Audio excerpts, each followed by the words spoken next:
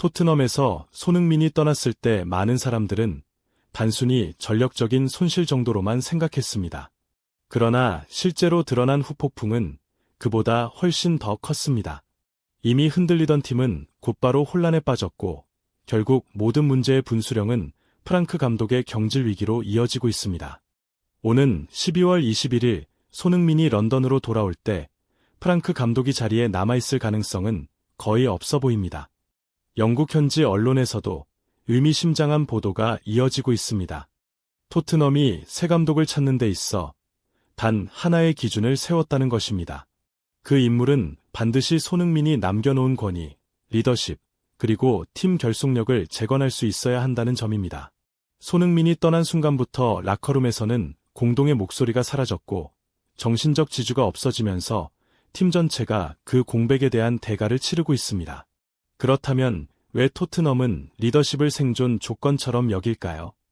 이미 내부에서는 심각한 붕괴 조짐이 나타났기 때문입니다. 최근의 패배들은 그저 문제의 표면일 뿐입니다. 불과 2달도 안 되는 기간 동안 토트넘은 충격적인 결과들을 연달아 기록했습니다. 아스널전 0대4 패배, PSG전 0대3 패배, 심지어 홈에서 풀럼에게 패하는 굴욕까지 겪었습니다. 최근 7경기 성적은 단 1승 1무 5패. 팀은 어느새 리그 12위까지 추락했습니다. 더 큰 문제는 내일 펼쳐지는 뉴캐슬전입니다. 토트넘은 2021-2022 시즌 이후 이곳에서 단 한 점도 가져오지 못했습니다. 뉴캐슬은 최근 5연승으로 절정의 경기력을 보이고 있습니다. 많은 전문가들은 이 경기에서 또 한 번 패배한다면 프랑크 감독이 즉시 경질될 것이라고 전망합니다. 기브미스포어트가 공개한 후임 후보군도 큰 화제를 모았습니다. 1순위는 현재 미국 대표팀을 이끌고 있는 포체티노입니다. 그 뒤로는 크리스탈 팰리스의 글라스너, 본머스의 이라오라, 풀럼의 마르코 실바가 거론되었습니다. 그러나 가장 충격적인 이름은 단연 포스테코글루입니다. 불과 6개월 전 토트넘이 스스로 경질한 감독을 다시 데려오는 것을 검토한다는 사실 자체가 현재의 심각한 위기를 보여줍니다. 손흥민이 떠난 날부터 사라진 정신적 연결고리를 되찾기 위해 과거에 내보낸 감독까지 다시 고려해야 하는 상황이 된 것입니다. 이 모든 상황은 토트넘의 위기가 단순한 전술 문제가 아니라 팀의 영혼이 사라진 데서 비롯되었음을 보여줍니다. 아무도 직접 말하지는 않지만 모두가 알고 있습니다. 토트넘은 지금도 여전히 손흥민이 남긴 그림자 속에서 헤매고 있다는 사실을 말입니다. 토트넘이 한때 스스로 내보냈던 감독들을 다시 불러들이려는 상황은 얼핏 들으면 농담 같지만 실제로 일어나고 있습니다. 포스테코글루, 텐하흐, 심지어 브랜던 로저스까지 후보 명단에 포함되었습니다. 그러나 많은 팬들은 이 소식이 오히려 더 큰 실망만 안겨준다고 말합니다. 그 이유는 이 후보군에서 어떤 새로운 비전이나 설렘도 느껴지지 않기 때문입니다. 더 충격적인 부분은 토트넘이 이런 이름들을 선택하는 이유입니다. 지금의 토트넘은 더 이상 축구 철학이나 전술적 체계를 기준으로 감독을 찾지 않습니다. 그들이 절실하게 원하는 것은 무너져버린 라커룸을 다시 하나로 묶어낼 강력한 영향력과 리더십을 가진 인물입니다.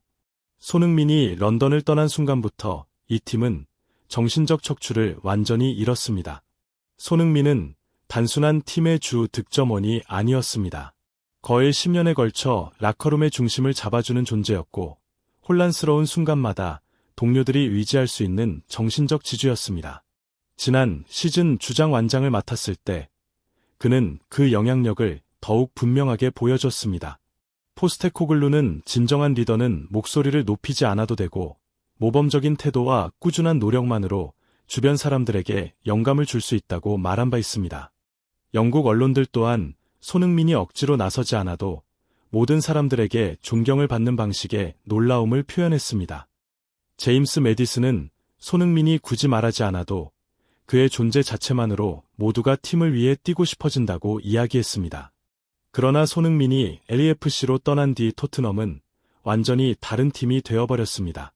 BBC는 지난 시즌 손흥민, 솔랑케, 메디슨, 쿨루세브스키 4명이 합쳐 거의 90개의 공격 포인트를 만들었다고 분석했습니다. 올 시즌에는 이 4명 모두 자리를 비우면서 공격력이 완전히 붕괴되었습니다. 하지만 더 큰 문제는 득점이 아닙니다. 토트넘을 무너뜨린 진짜 이유는 팀 전체의 정신력과 규율이 완전히 붕괴된 점입니다. 11월 말 풀럼전 패배 이후 모든 것이 폭발했습니다. 페드로 포로는 경기 중 동료를 향해 격하게 화를 냈고 이후 유니폼을 내던지는 등 노골적인 반항을 보였습니다. 프랑크 감독은 경기 후 발언으로 팬들의 분노에 기름을 끼얹었고 이미 쌓여있던 내부 갈등은 순식간에 불붙었습니다. 풋볼 인사이더는 지금의 토트넘이 마치 이미 죽어버린 팀처럼 보이며 단지 관 뚜껑을 닫는 일만 남았다고 혹평했습니다. 압박이 너무 심해지자 포로는 형식적인 사과문을 발표할 수밖에 없었지만 누구도 그것이 진심이라고 느끼지 않았습니다. 상황이 심각해지자 선수들끼리 직접 비공개 회의를 열어 팀을 살릴 방법을 논의했습니다. 텔레그래프에 따르면 회의의 주제는 전술이나 체력 문제가 아니었습니다. 그들은 점점 더 멀어지고 있는 팬들과의 거리감에 대해 이야기를 나눴습니다. 그리고 만약 지금 바뀌지 않으면 토트넘은 오랫동안 가장 큰 힘이 되어준 팬들의 지지를 잃을 것이라는 사실을 깨닫기 시작했습니다. 그 자리에서 선수단은 잃어버린 존중을 되찾기 위해 새로운 규칙들을 다시 세웠습니다. 전반전이 끝난 직후 선수들은 서로 약속이라도 한 듯 모두가 함께 센터서클로 모여들었습니다. 그리고 같은 대형을 유지한 채 라커룸으로 향했습니다. 이 행동은 비록 경기력이 바닥을 치고 있어도 팀 내부의 결속력만큼은 여전히 남아있다는 메시지를 팬들에게 전달하기 위한 것이었습니다. 그러나 그와는 달리 경기장 안팎을 뒤덮은 무거운 분위기는 어느 때보다 강한 압박으로 다가오고 있습니다.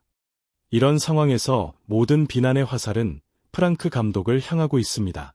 어젯밤부터 오늘 아침까지 이어진 수많은 기사들은 프랑크 감독의 경질 가능성을 반복해서 언급하고 있으며 다가오는 뉴캐슬 원정 경기가 사실상 마지막 기회가 될 것이라고 분석합니다. 만약 토트넘이 이번에도 무너진다면 프랑크 감독이 자리를 지키기란 거의 불가능하다는 전망이 지배적입니다. 더 충격적인 것은 후임 후보 명단에 예상 밖의 이름들이 등장했다는 점입니다.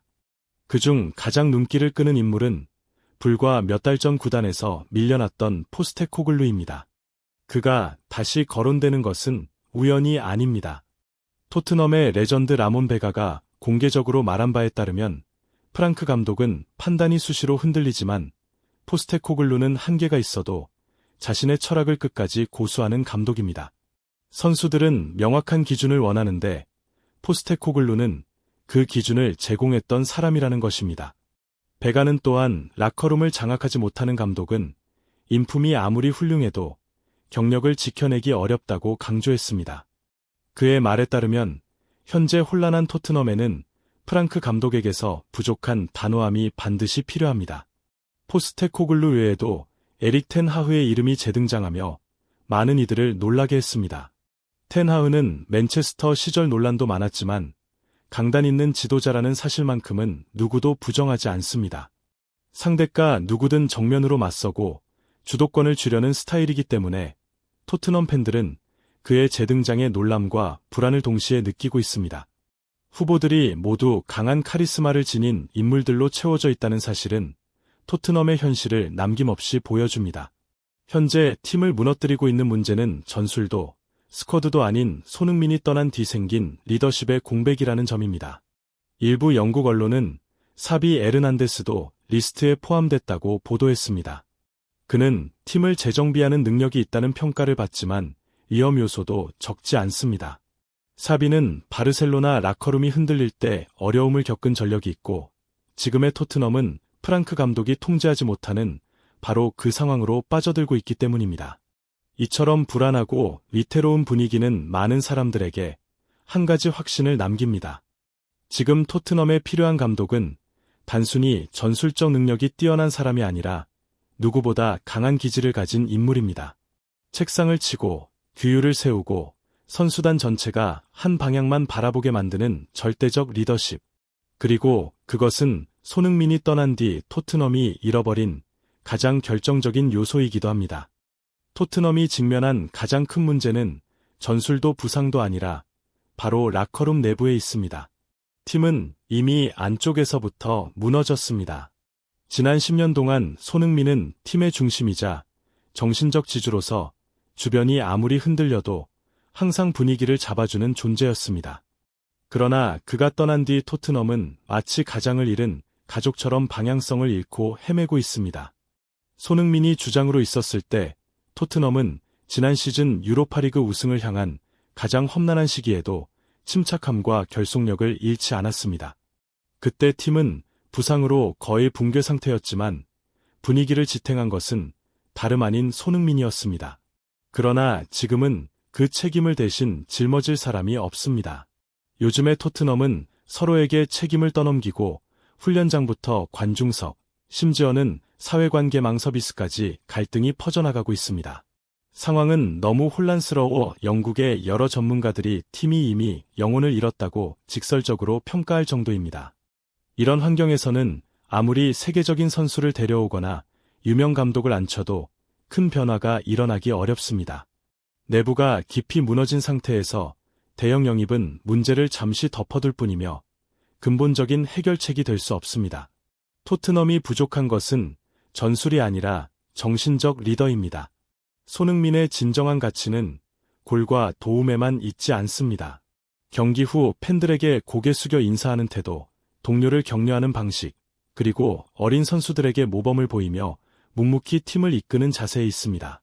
베리바리 경기 후 일부러 팬석으로 가 감사 인사를 전하려 했던 것도 손흥민에게서 배운 모습입니다. 지금 팀 안에는 그런 품성을 가진 사람이 더 이상 없습니다. 선수들은 서로를 탓하고 팬들과 충돌하며 전술에 대한 불만을 공개적으로 드러내고 있습니다. 순위가 12위까지 떨어진 것도 우연이 아닙니다. 그것은 팀이 더 이상 같은 목표를 공유하지 않는다는 사실이 드러난 결과입니다. 내일 치러질 뉴캐슬전은 사실상 프랑크 감독의 운명을 결정할 경기입니다. 만약 또다시 패배한다면 팀 내부의 불신은 걷잡을 수 없는 방식으로 폭발할 가능성이 큽니다. 토트넘이 어떤 감독을 후임으로 앉히든 가장 먼저 해야 할 일은 손흥민이 지켜왔던 리더십 구조와 팀 결속을 다시 세우는 것입니다. 많은 팬들이 궁금해하는 것도 바로 이것입니다. 12월 21일 손흥민이 런던으로 복귀하는 그 순간 과연 토트넘은 새로운 감독 아래 어느 정도 회복된 모습을 보여줄 수 있을지 아니면 여전히 혼란 속에서 흔들리고 있을지 여러분은 어떻게 생각하십니까? 의견을 남겨주시기 바랍니다. 콘텐츠가 도움이 되셨다면 좋아요와 구독으로 채널을 응원해주세요.